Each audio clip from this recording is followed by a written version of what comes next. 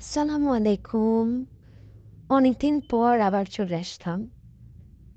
প্রথমেই তো দেখতে পারলেন যে ঠুস করে পানিতে হলুদ ছেড়ে দিলাম।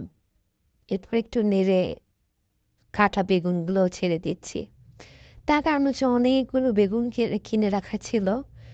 তো ভাবলাম যে এগুলাকে কেটে সুন্দর করে ফ্রোজেন করে রাখি।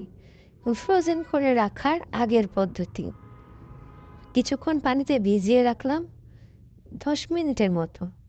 যাতে করে কালো যে কোষগুলো আছে এটা যাতে না থাকে। দেন হচ্ছে একটা টিস্যু বিছিয়ে তার উপরে বেগুনগুলোকে সব ছিটিয়ে আবার এক্সট্রা টিস্যু দিয়ে মুছে নিচ্ছিলাম। যাতে এক্সট্রা পানি না থাকে। এতে করে বেগুনগুলোর পরবর্তীতে উঠাতে ইজি হবে। আর তারপরে মুছা বেগুনগুলো একটু ছড়িয়ে ছিটিয়ে রেখেছিলাম। এখানে আরেক ব্যাচ।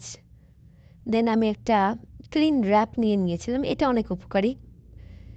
ওটা দিয়ে সবগুলো বেগুনকে এভাবে এক একটা লেয়ার করে করে প্যাকেট করে ফেলেছি সুন্দর করে ছড়িয়ে ছড়িয়ে একটা লেয়ার দিয়ে ওটার উপর বেগুন রেখে আরেকটা লেয়ার দিয়েছি তারপর আবার বেগুন রেখেছি এভাবে করে করে যতগুলো বেগুন ছিল আমার কাটা সবগুলো আমি এভাবে প্যাক করে নিয়েছি পরবর্তীতে চাইলে এভাবে করে তরকারির জিনিসগুলো রাখা যায় নামিয়ে জাস্ট বরফটা ছাড়িয়ে ভেজে ফেলা আর কি বা রান্না করে ফেলা